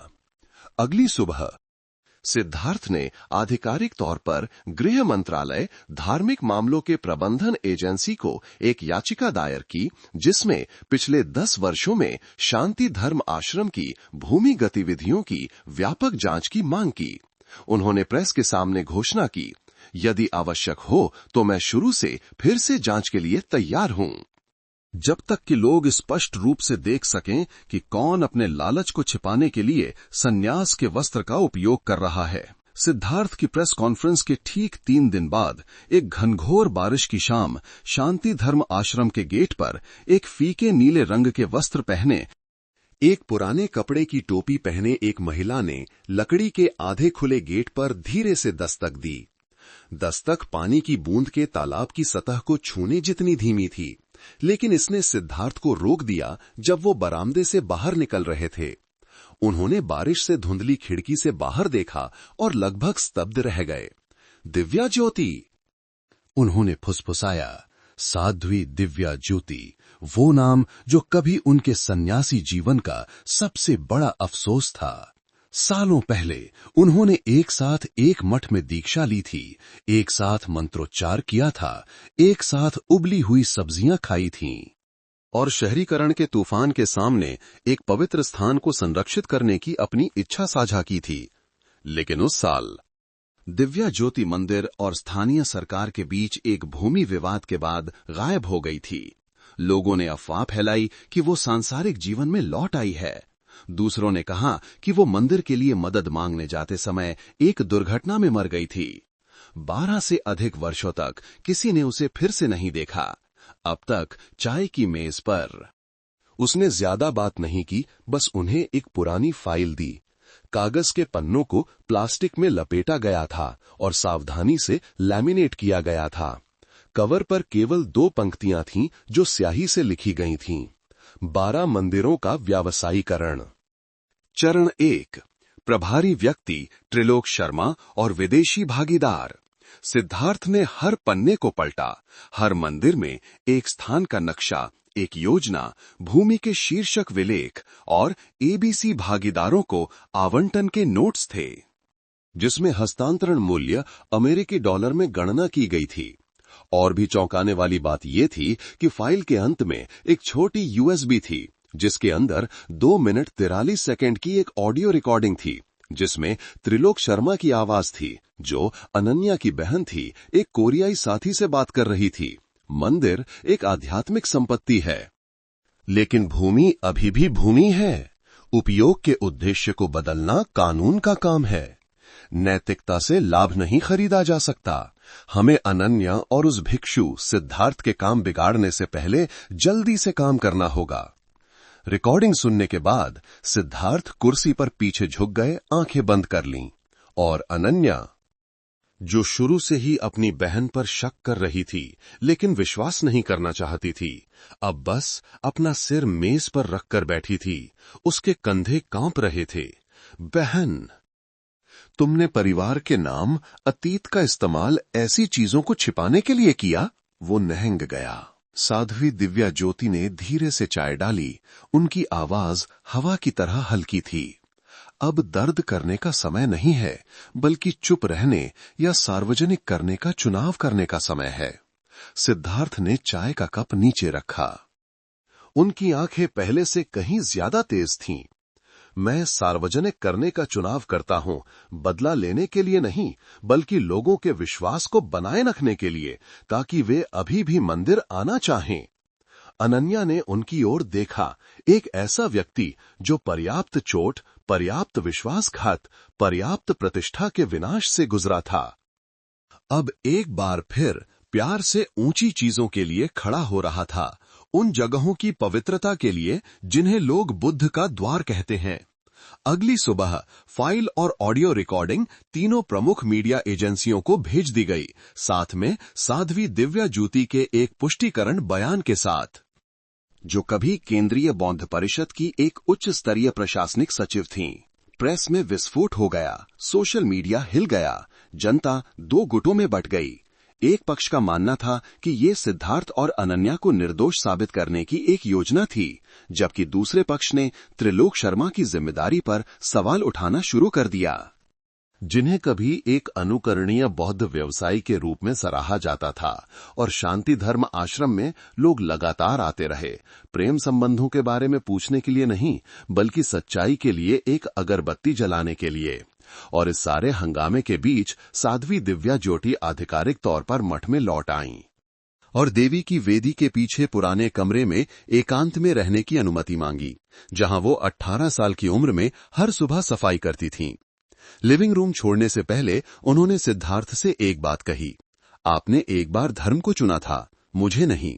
इस बार मैंने आपको इसलिए नहीं चुना क्योंकि मैं आपसे प्यार करती हूं, बल्कि इसलिए कि मुझे विश्वास है कि अभी भी ऐसे लोग हैं जो एक ऐसी दुनिया में खुद को बनाए रख सकते हैं जिसने अपना विवेक खो दिया है।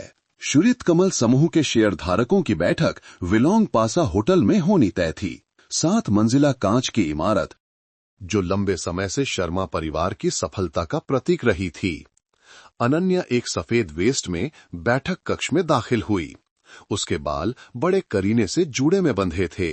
हमेशा की तरह भारी मेकअप नहीं था, लेकिन उसके हाव भाव ने पूरे कमरे को चुप करा दिया। और उसकी बहन त्रिलोक शर्मा पहले से ही वहां थी, मेज के सिरे पर बैठी। उसके हाथ अभी भी एक ठंडी मुस्कान के साथ दस्तावेजों के ढेर पर थे। मुझे उम्मीद नहीं थी कि तुम इतनी जल्दी मुंह मोड़ दोगी, त्रिलोक शर्मा ने शुरुआत की। उनकी आवाज हल्की लेकिन तेज थी। अनन्या ने तुरंत जवाब नहीं दिया। उसने अपना बैग खोला। साध्वी दिव्या ज्योति द्वारा दी गई मूल प्रति से कॉपी की गई फाइल निकाली। व्यवसायीकरण योजना में 12 मंदिरों की सूची। कागज की आवाज शांत कमरे में गूंज उठी। आपने एक बार मुझसे कहा था कि व्यवसाय में नैतिकता केवल एक बाहरी आवरण है। आज मैं वो आवरण आपको वापस कर रही हूं और कई लोगों के विश्वास के मूल को बनाए रखना चुन रही हूं। बोर्ड के एक सदस्य ने कहा, अगर ये सच है तो ये अनुचित लाभ के लिए धर्म का दुरुपयोग करने का एक कार्य है। ऑडिट समिति को इसमें शामिल होना चाहिए। त्रिलोक शर्मा अभी भी शांत थीं, होंठ सिकोड़कर बोलीं, इस कमरे में कौन है जिसने कंपनी के लाभ के लिए कभी कोई लचीला काम नहीं किया? हम यहां लाभ के लिए बैठे हैं, धर्मोपदेश सुनने के लिए नहीं। अनन्या ने अपनी बहन को देखा। उसकी आंखों में अब आंसू नहीं थे, केवल दृढ़ संकल्प था। क्योंकि आपको लगता है कि लाभ ही सब कुछ है, इसलिए आप नहीं समझती। कुछ चीजें हैं जो एक बार खो जाने के बाद पैसे से वापस नहीं खरीदी जा सकती। स्वामी सिद्धार्थ जैसे व्यक्ति के पास यह साबित करने के लिए कोई कागज नहीं है कि वो एक अच्छा इंसान है, लेकिन हर साल सैकड़ों हजारों लोग मंदिर आते हैं और कोई भी उनकी मदद के बिना वापस नहीं गया। और आपके पास कितने पुरस्कार, उपाधियां, संपत्ति हैं, लेकिन आप पर विश्वास करने वाले लोग कम होते जा रहे हैं। इस समय त्रिलोक शर्मा ने गुस्से से कहा, तो अब तुम क्या चाहती हो? माता पिता द्वारा छोड़ी गई संपत्ति का हिस्सा छोड़ना, समूह से अलग होना? अनन्या ने सिर हिलाया। मैंने तैयारी कर ली है। मेरे नाम पर सभी शेयर 35% शांति धर्म चैरिटेबल फाउंडेशन को हस्तांतरित कर दिए जाएंगे। एकमात्र शर्त यह है कि समूह मंदिर भूमि से संबंधित 12 परियोजनाओं से पूरी तरह से हट जाए। कमरे में खामोशी छा गई। शेयरधारक स्तब्ध थे। एक व्यक्ति ने एक ऐसे भिक्षु के साथ एक सम्मानजनक वादे के लिए 700 करोड़ रुपए से अधिक के शेयर छोड़ दिए, जिसने अपनी सारी प्रतिष्ठा खो दी थी। और ठीक उसी समय कमरे के पीछे से तालियों की गड़गड़ाहट हुई। एक अधेड़ उम्र का व्यक्ति, एक कोरियाई निवेश कोष का प्रतिनिधि आगे बढ़ा। हमें ऑडियो रिकॉर्डिंग मिल गई है और हमने फैसला किया है कि अगर कंपनी आध्यात्मिक परियोजना में शामिल रहती है तो हम श्वेत कमल से अपना सारा निवेश वापस ले लेंगे। ये अंतिम चेतावनी है। त्रिलोक शर्मा स्तब्ध रह गईं। 18 साल के प्रबंधन में पहली बार उन्होंने महसूस किया कि वो पैसे के कारण नहीं, बल्कि अपने प्रियजनों के विश्वास के कारण हारी हैं। जिस चीज को वो नियंत्रित कर सकती थी, वो उसके खिलाफ हो गई थी। अनन्या बिना पीछे मुड़े बैठक कक्ष से चली गई। वो जानती थी कि अब से वो श्वेत कमल समूह की सुनहरी उत्तराधिकारी नहीं रही, लेकिन जो उसे मिला वो बहुत बड़ा था। मन में एक शांति, उन लोगों से एक विश्वास जिन्हें वो प्यार करती थी, और एक ऐसा व्यक्ति जिसे पूरी दुनिया ने गलत समझा था अभी भी उसे उसी कोमल आंखों से देख रहा था जैसे पहली बार वे पेड़ के नीचे मिले थे। उस निर्णायक शेयरधारक बैठक के 3 सप्ताह बाद सिद्धार्थ ने शांति धर्म आश्रम को खामोशी से छोड़ दिया। महंत के पद से अस्थायी रूप से निलंबित, उन्होंने कोई बहाना नहीं बनाया, कोई प्रेस कॉन्फ्रेंस आयोजित नहीं की, किसी को कोई संदेश नहीं भेजा, बस चुपचाप कुछ वस्त्र, एक टूटा हुआ भिक्षा पात्र और एक पुरानी नोटबुक पैक की जिसमें वे सूत्र लिखे थे जो उन्होंने 20 साल की उम्र से याद किए थे। उनका गंतव्य कमलालय आश्रम था, जो निन्बिन के चूना पत्थर के पहाड़ों में गहरा एक प्राचीन मंदिर था, जहां उन्होंने 19 साल की उम्र में ध्यान का अभ्यास किया था। कमलालय आश्रम तक जाने वाली सड़क अब पहले की तरह घनी और जंगली नहीं थी।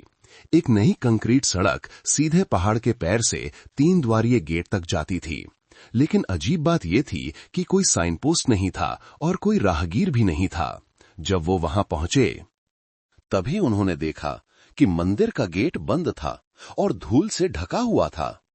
आंगन के सामने का पुराना बोधि वृक्ष आधा कट गया था और मुख्य हॉल के अंदर बुद्ध की मूर्ति को एक तिरपाल से ढका गया था। वो स्तब्ध रह गए। मंदिर के बगल में रहने वाली एक बूढ़ी औरत उन्हें देखकर स्वागत करने के लिए बाहर आई। स्वामी जी, आप स्वामी सिद्धार्थ है ना? वो व्यक्ति जिसने बच्चों को नमो अमिताभ का जाप करना सिखाया था। वे लोग पहाड़ पर एक रिजॉर्ट बनाने के लिए मंदिर को ध्वस्त करने की योजना बना रहे हैं स्वामी जी। वे कहते हैं कि ये सिर्फ एक नवीनीकरण है, लेकिन मैंने सुना है कि मंदिर की नींव के नीचे कुछ है जो बुद्ध की मूर्ति से भी अधिक कीमती है। सिद्धार्थ ने भौहें सिकोड़ी। क्या चीज? बूढ़ी औरत ने सिर हिलाया। मैंने सुना है कि नींव के नीचे लियो राजवंश का एक प्राचीन पत्थर का शिलालेख है जो इस क्षेत्र की सीमाओं और ड्रैगन लाइनों के अतिक्रमण पर प्रतिबंध को दर्ज करता है, और जो कोई भी इसे प्राप्त करता है वह आसपास के जंगल की भूमि के सभी शोषण अधिकारों को नियंत्रित करेगा। भूमि सार्वजनिक है, लेकिन शिलालेख का कोई मालिक नहीं है। वे इसे चुपके से खोदने की कोशिश कर रहे हैं। उस रात वह सो नहीं पाए। वह मंदिर के आंगन में गए, टूटी फूटी सीढ़ियों पर बैठे विशाल जंगल और पहाड़ों को देखते हुए, और उन्हें मुख्य हॉल से एक अजीब आवाज सुनाई दी। वो चुपचाप पास गए। मंदिर के पीछे से एक टॉर्च की रोशनी हर लकड़ी के बीम पर पड़ रही थी। 3 मजदूर के कपड़े पहने पुरुष नींव की हर ईंट को एक लोहे की छड़ से उठा रहे थे। काली मिट्टी और चट्टान की परत में गहरी खुदाई कर रहे थे। सिद्धार्थ ने सोचने का समय नहीं लिया। उन्होंने अपना फोन चालू किया, पूरी प्रक्रिया का वीडियो बनाया और फिर जोर से चिल्लाए, तुम लोग इस पवित्र पूजा स्थल पर क्या कर रहे हो? तुम्हें किसने अनुमति दी? वे लोग घबरा गए। एक फावड़ा पकड़े हुए उनकी ओर दौड़ा, लेकिन वो भागे नहीं। बस अपने टूटे हुए भिक्षा पात्र को अपने विश्वास के लिए अंतिम ढाल के रूप में ऊपर उठाया, और ठीक उसी समय गेट से पुलिस की गाड़ी का सायरन बज उठा। अनन्या, जिसने उनके फोन में एक जीपीएस ट्रैकर लगाया था, ने सही समय पर अधिकारियों को सूचित कर दिया था। उस समूह को अस्थायी रूप से हिरासत में लेने के बाद पुलिस ने पाया कि सभी पोजीशनिंग उपकरण, भूमिगत स्कैनर और खुदाई के नक्शे एक रियल एस्टेट कंपनी के थे, जिसका मुख्यालय दा नांग में था और जिसका मालिक श्वेत कमल समूह का एक अल्पसंख्यक शेयरधारक था। प्राचीन पत्थर का शिलालेख बरकरार पाया गया। उसे सील कर दिया गया और प्रांतीय संग्रहालय में स्थानांतरित कर दिया गया, और कमलालय आश्रम उनके द्वारा रिकॉर्ड किए गए वीडियो के कारण प्रांतीय पीपल्स कमेटी ने अगले सप्ताह इसे प्रांतीय संरक्षण का दर्जा देने का फैसला किया। साथ ही संस्कृति मंत्रालय की देखरेख में बहाली की अनुमति भी दी। जब अनन्या वहां पहुंची तो उसने उन्हें पत्थर की सीढ़ियों पर झुके हुए बैठे देखा। उनका चेहरा मिट्टी और धूल से सना हुआ था, लेकिन वे अभी भी हल्के से मुस्कुरा रहे थे, जैसे कि उन्होंने अभी अभी 1 घंटे का ध्यान पूरा किया हो। आप अभी भी हार नहीं मान रहे हैं? ये हार मानने की बात नहीं है, बल्कि ये देखने की पीड़ा है कि जिसे संरक्षित किया जाना चाहिए उसे महत्वाकांक्षा के साथ दफन कर दिया जाए। उसने उनका हाथ पकड़ा। उसका हाथ थोड़ा कांप रहा था। इस समय वो अब श्वेत कमल की अध्यक्ष नहीं थी, ना ही कोई उत्तराधिकारी। वो सिर्फ एक लड़की थी जो एक ऐसे व्यक्ति से प्रभावित हुई थी जो एक पागल युग के बीच ईमानदारी से रहता था। और उस समय उन दोनों के बीच की निगाहों में अब महंत, अध्यक्ष, अमीर, गरीब, धर्म या व्यवसाय के बीच कोई सीमा नहीं थी। केवल विश्वास और स्नेह था जो कई तूफानों से बना था। उस सुबह राष्ट्रीय टेलीविजन पर लगभग 15 मिनट की एक लंबी रिपोर्ट प्रसारित की गई, जिसका शीर्षक लाखों लोगों को चौंका गया। प्राचीन मंदिर को बचाने वाला व्यक्ति। एक गलत समझे गए भिक्षु से समुदाय के लिए जीने वाले प्रतीक तक की यात्रा।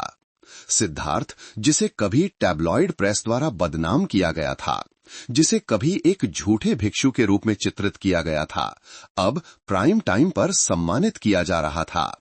रिपोर्ट में कोई भव्य चित्र नहीं थे, कोई दान के लिए अपील करने वाले उपदेश नहीं थे। बस एक गंजे सिर वाले व्यक्ति की छवि थी, फीके भूरे रंग के वस्त्र पहने, एक सुनसान निर्माण स्थल के बीच खड़ा, हाथ में एक भिक्षा पात्र। ध्यान के वर्षों के कारण उसकी पीठ थोड़ी झुकी हुई थी, लेकिन उसकी आंखें विश्वास से चमक रही थीं। कहानीकार अनन्या थी। पूरी घटना के गवाह के रूप में उसने खुद को प्रेमिका या अध्यक्ष के रूप में नहीं बताया, बस धीरे से कहा, मैं कभी विलासिता में जीती थी। मुझे विश्वास था कि केवल शक्ति और संपत्ति ही सुरक्षा ला सकती है। लेकिन फिर मैं एक ऐसे व्यक्ति से मिली जिसके पास दृढ़ता के अलावा कुछ नहीं था, और मैंने उस व्यक्ति पर विश्वास करना चुना, भले ही वो व्यक्ति एक भिक्षु हो। रिपोर्ट समाप्त हो गई, लेकिन सोशल मीडिया पर बहस छिड़ गई। टिकटॉक, फेसबुक और मंचों पर अगर एक भिक्षु अपने दिल के प्रति सच्चा रहता है तो क्या प्यार गलत है? क्या प्यार आने पर मठवासी आदेश छोड़ देना चाहिए? एक भिक्षु और एक महिला व्यवसायी के बीच प्यार एक मानवीय जागृति का प्रतीक या नैतिक सीमाओं का उल्लंघन जैसे विषयों पर चर्चाएं होने लगीं, केवल 24 घंटों में। #सिद्धार्थ अनन्या हैशटैग को 18 मिलियन से अधिक बार देखा गया।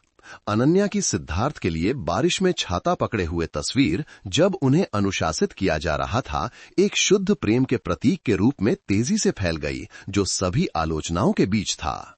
उस रात सिद्धार्थ कमलालय आश्रम के एक छोटे से कमरे में बैठे थे। पुरानी लकड़ी की मेज पर विभिन्न स्थानों से भेजे गए दर्जनों हस्तलिखित पत्र और धन्यवाद कार्ड थे। कई लोगों ने लिखा कि उन्होंने कभी मठवासी समुदाय में विश्वास खो दिया था, लेकिन उनके कारण उन्होंने एक गणनात्मक समाज के बीच ईमानदारी को फिर से देखा। अनन्या एक लैपटॉप लेकर आई और उसे मेज पर रखा। वे आपके लाइव स्ट्रीम पर साझा करने का इंतजार कर रहे हैं। सिद्धार्थ हंसे।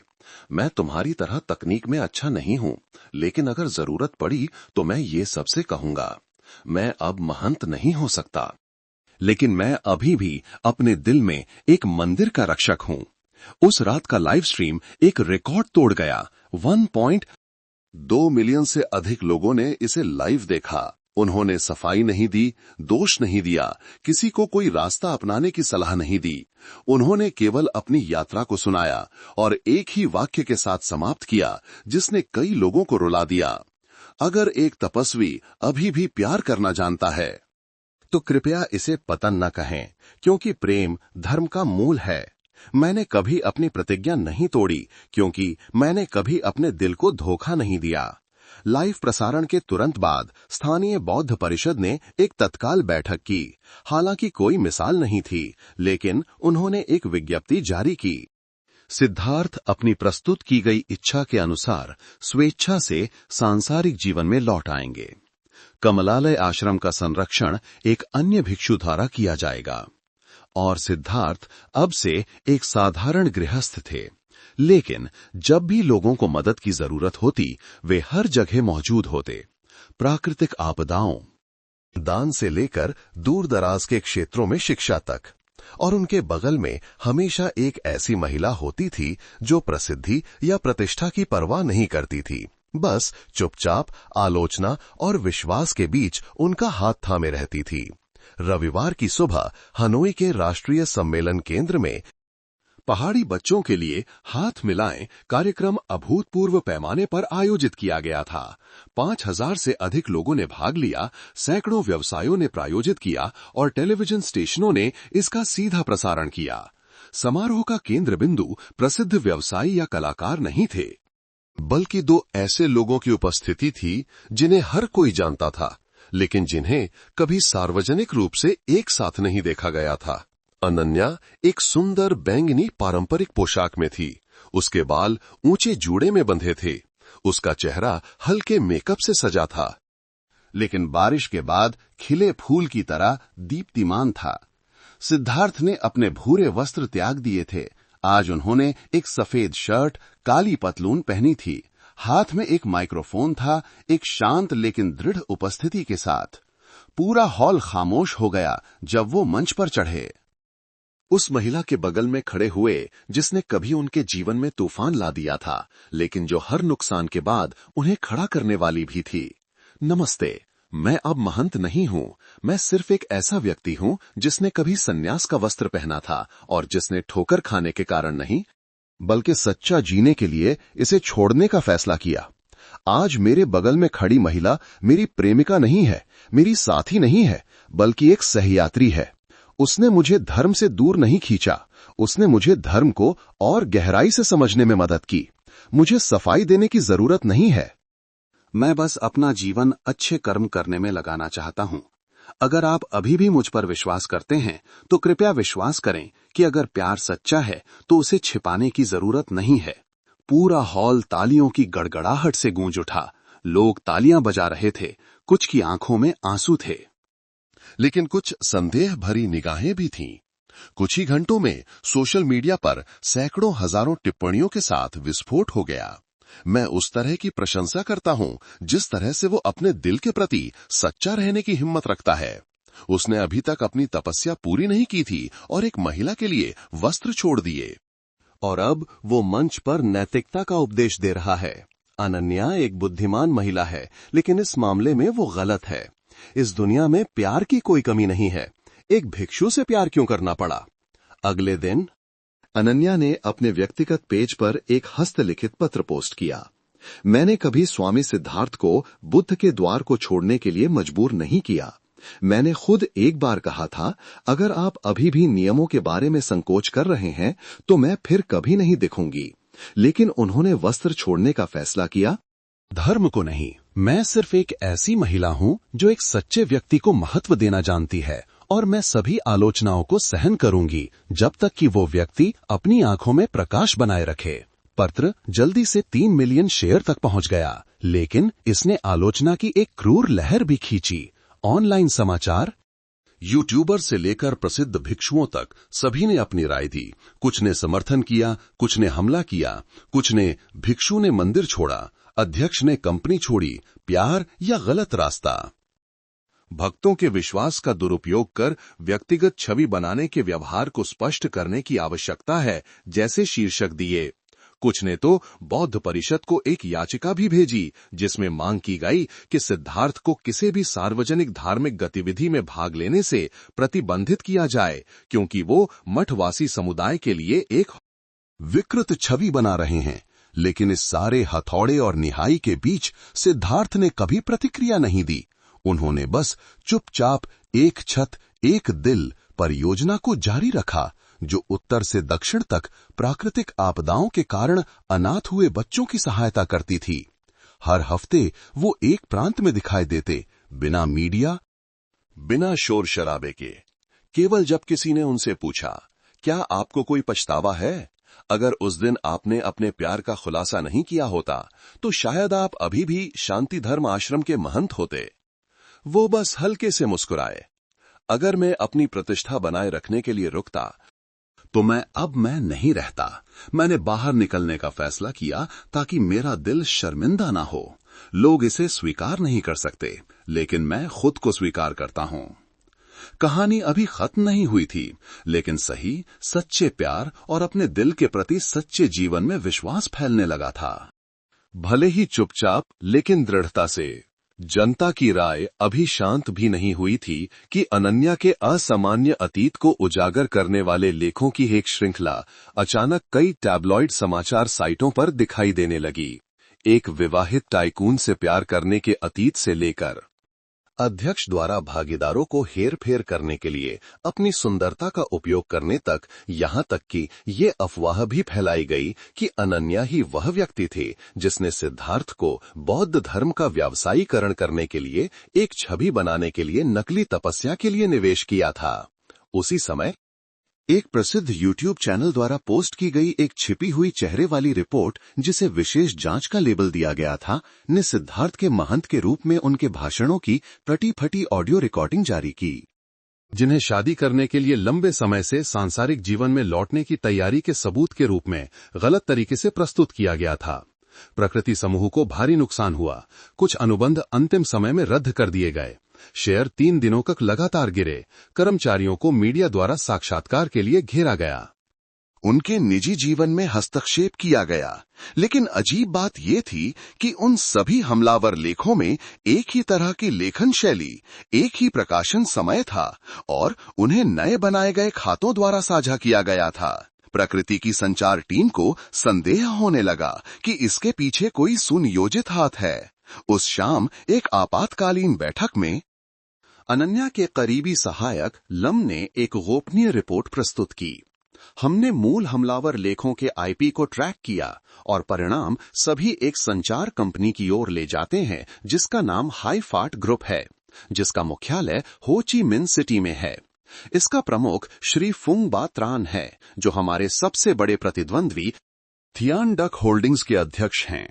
4 महीने पहले थियान डक ने बिन डुओंग में एक प्रमुख भूमि परियोजना के लिए बोली लगाई थी, लेकिन प्रकृति ने उन्हें पछाड़ दिया था और अब वे सबसे गंदे तरीके से बदला लेना चाहते हैं।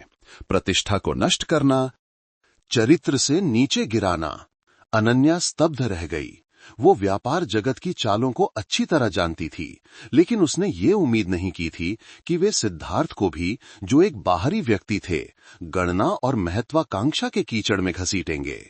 उस रात एक गली के पीछे छिपी एक छोटी सी चाय की दुकान में अनन्या और सिद्धार्थ मिले। अगर मैं अब पीछे हट जाऊं, अपने शेयर बेचने के लिए मान जाऊं और प्रकृति छोड़ दूं, तो शायद सब कुछ शांत हो जाएगा। उसने उसकी ओर देखा। उसकी आंखें लाल थीं। सिद्धार्थ ने बस धीरे से उसके कंधे पर अपना हाथ रखा। अगर तुम दर्द के डर से पीछे हटती हो, तो लोगों की भीड़ के बीच कोई भी अपने दिल में प्रकाश बनाए रखने के लिए खड़ा नहीं होगा। वे तुम पर हमला कर रहे हैं क्योंकि तुम सही रास्ते पर हो और मेरे पास तुम्हें तूफान से बचाने की शक्ति नहीं है, लेकिन अगर तुम्हें किसी के साथ खड़े होने की जरूरत है तो मैं आधा कदम भी पीछे नहीं हटूंगा। अनन्या ने कुछ नहीं कहा, बस अपना सिर झुका लिया।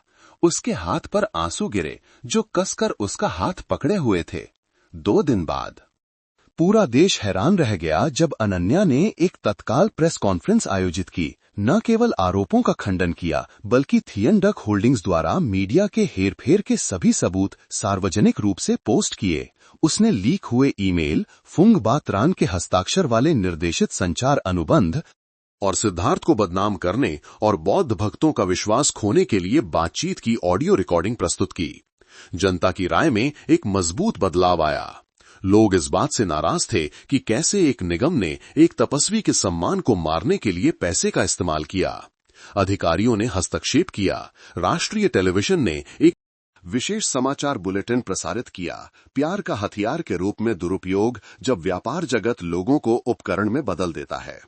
1 हफ्ते बाद श्री फुंग बा त्रान को मानहानि, मीडिया हेरफेर और अनुचित प्रतिस्पर्धा के आरोप में आधिकारिक तौर पर आरोपित किया गया।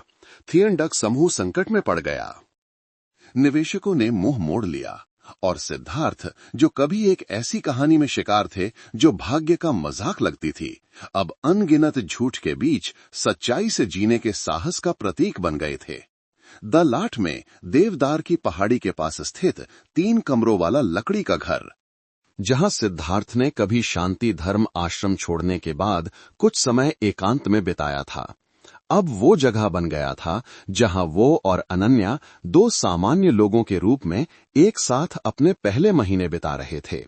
कोई मीडिया लेंस नहीं, कोई गपशप करने वाली भीड़ नहीं, कोई व्यस्त सम्मेलन नहीं। बस सुबह की धूप, पक्षियों की चहचहाहट, शाम को रसोई का धुआं और दो लोग जो जीवन के तूफानों से गुजरे थे। फिर भी जीवन उतना सरल नहीं था जितना उन्होंने कभी सपना देखा था। अनन्या शहरी जीवन की लय की आदी थी। सुबह 6 बजे की बैठकें, आधी रात को भेजे गए ईमेल, हर मिनट के हिसाब से चलने वाले कार्यक्रम। सिद्धार्थ इसके विपरीत थे। वो सादा शाकाहारी भोजन करते थे, सुबह जल्दी उठकर मंत्रोच्चार करते थे, किताबें पढ़ते थे, पहाड़ी के चारों ओर टहलते थे और जब तक बिल्कुल जरूरी न हो फोन का इस्तेमाल नहीं करते थे। संघर्ष छोटी छोटी बातों से शुरू हुआ। तुम जो भी खाते हो उसमें कोई मसाला नहीं होता। मैं तुम्हारे लिए खाना बनाती हूं और तुम बस कुछ निवाले खाते हो और चुप रहते हो। तुम पूरे भोजन के दौरान अपने फोन का इस्तेमाल करती हो। कभी कभी मैं बात करता हूं और तुम सुनती नहीं हो। एक दिन अनन्या नाश्ते के बीच में रो पड़ी। तुमने कभी मेरे लिए सब कुछ छोड़ने का फैसला किया था, लेकिन अब तुम इतने दूर हो जैसे मैंने कुछ गलत किया हो। सिद्धार्थ स्तब्ध रह गए। उन्होंने उसे दोष नहीं दिया, लेकिन वो अपनी भावनाओं को व्यक्त करने में भी अच्छे नहीं थे। एक जीवन मठावासी अनुशासन में बिताने के बाद अब उन्हें फिर से एक प्रेमी बनना सीखना पड़ रहा था। एक शाम जब अनन्या हो ची मिन्ह सिटी की एक छोटी व्यावसायिक यात्रा से लौटी, तो उसने सिद्धार्थ को लगन से आंगन की सफाई करते हुए देखा, जिसके पीछे एक लकड़ी की मेज पर गर्म भोजन परोसा गया था। पहली बार उसने उसके लिए खुद खाना बनाया था। वो पास आई, पीछे से उसे अपनी बाहों में भर लिया और फुसफुसाया, हम फिर से प्यार करना सीख रहे हैं, है ना? उसने हवा के झोंके की तरह धीरे से सिर हिलाया। पहले मैंने जाने देना सीखा, अब मैं बनाए रखना सीख रहा हूं। उस रात वे एक दूसरे के बगल में बैठे। ज्यादा बात करने की जरूरत नहीं थी। अनन्या ने अपना सिर उनके कंधे पर टिका दिया। सिद्धार्थ ने धीरे से उसका हाथ पकड़ लिया। उस पल में वे दोनों समझ गए, जब चीजें आसान हो तो प्यार करना आसान होता है, लेकिन तूफान के बाद एक साथ रहना ही असली चुनाव होता है। 1 महीने बाद अनन्या ने फैसला किया। उसने प्रकृति समूह का संचालन अपने उत्तराधिकारी को सौंप दिया और व्यापार जगत से पूरी तरह से हट गई। उसने सिद्धार्थ के साथ शांत मन नामक एक सामुदायिक केंद्र की स्थापना की, जो तलाकशुदा जोड़ों, आहत लोगों या उन लोगों की मदद करने में माहिर था जो टूटने के बाद जीवन के मूल्यों और प्यार को फिर से खोजना चाहते थे। वे अब नायक नहीं थे, कोई मीडिया घटना नहीं थे। वे 2 वास्तविक लोग थे जो संदेह, प्रलोभन, निराशा से गुजरे थे, केवल ये महसूस करने के लिए कि एक दूसरे से प्यार करना ही काफी नहीं है। एक साथ चलने का चुनाव करना ही सबसे बड़ा साहस है। 10 अक्टूबर को एक खूबसूरत दिन जो आकाश के आशीर्वाद जैसा लग रहा था। सिद्धार्थ और अनन्या ने उसी लकड़ी के घर में अपनी शादी का आयोजन किया, जो देवदार की पहाड़ी के बीच था। कोई शानदार शादी का हॉल नहीं, कोई हीरे की अंगूठी या भव्य शादी का जोड़ा नहीं, बस एक लंबी लकड़ी की मेज, कुछ दर्जन करीबी मेहमान और देवदार के जंगल में एक सफेद रेशम का रिबन जहां हवा धीरे धीरे बह रही थी। विवाह कराने वाला कोई और नहीं बल्कि एक एकांतवासी ध्यानी गुरु थे, जिन्होंने सिद्धार्थ को उनके शुरुआती सन्यास के दिनों में पढ़ाया था। उन्होंने भूरे रंग के वस्त्र पहने थे, उनकी दाढ़ी बादलों की तरह सफेद थी, उनकी आंखें शांत थीं। आज ये दुनिया के अनुसार कोई विवाह समारोह नहीं है, न ही ये धर्म के अनुसार संसार त्याग का समारोह है। आज बस वह दिन है जब 2 लोगों ने पर्याप्त प्यार किया है, पर्याप्त स्नेह किया है, पर्याप्त समझा है और एक दूसरे से विवाह के बंधन से नहीं, बल्कि हर दिन के चुनाव से बंधने का वचन दिया है। सिद्धार्थ ने अनन्या का हाथ पकड़ा, पहली बार सभी के सामने। उन्होंने उसे अनन्या जी नहीं कहा, उन्होंने धीरे से अपना सिर झुकाया और पूरे सम्मान के साथ कहा, आज से तुम अब शोरगुल वाली दुनिया से आने वाली नहीं हो। और मैं भी अब मंदिर के गेट से बाहर निकलने वाला नहीं हूं। हम दो साधारण लोग हैं जो बेहतर, दयालु, धीमे और सच्चे बनने के लिए एक दूसरे के साथ रहने का चुनाव करते हैं। अनन्या रोई नहीं, लेकिन जो कोई भी पास खड़ा था उसने देखा कि उसकी आंखें लाल थीं। समारोह के बाद उन्होंने शादी के कार्ड नहीं बांटे, लाइव स्ट्रीम नहीं किया, शादी की तस्वीरें नहीं भेजी। उन्होंने बस अपने व्यक्तिगत पेज पर एक ही पंक्ति लिखी, हम एक दूसरे के पास इसलिए नहीं आए हैं कि हमारी जय जयकार हो, बल्कि एक बहुत शोरगुल वाली दुनिया में चुपचाप प्यार करने के लिए। और अजीब बात यह थी कि पूरा सोशल मीडिया चुप हो गया। किसी ने मजाक नहीं उड़ाया, किसी ने संदेह नहीं किया, बस हजारों खामोश टिप्पणियों ने आशीर्वाद भेजे। लोगों को अब इस बात की परवाह नहीं थी कि वो कभी एक भिक्षु थे। लोगों को अब इस बात की भी उत्सुकता नहीं थी कि वो कभी एक फौलादी अध्यक्ष थीं। उन्हें बस ये याद था कि दो लोगों ने सच्चाई से जिया था, बहादुर थे, दर्द सहा था और फिर भी प्यार करना चुना था।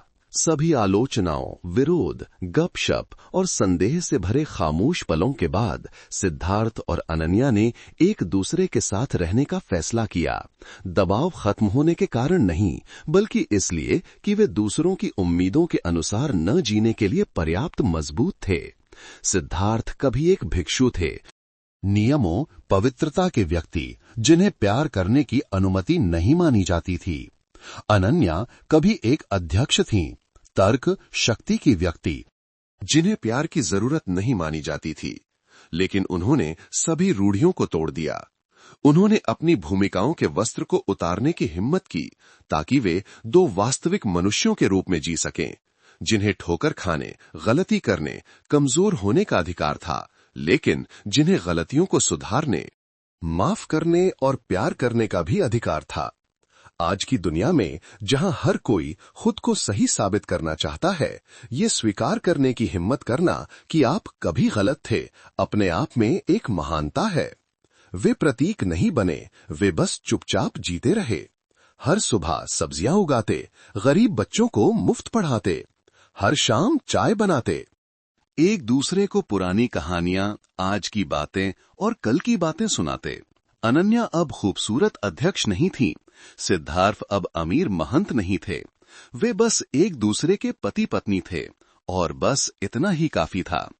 दोस्तों, आप सब कहां से ये देख रहे हैं? कमेंट में जरूर बताइएगा।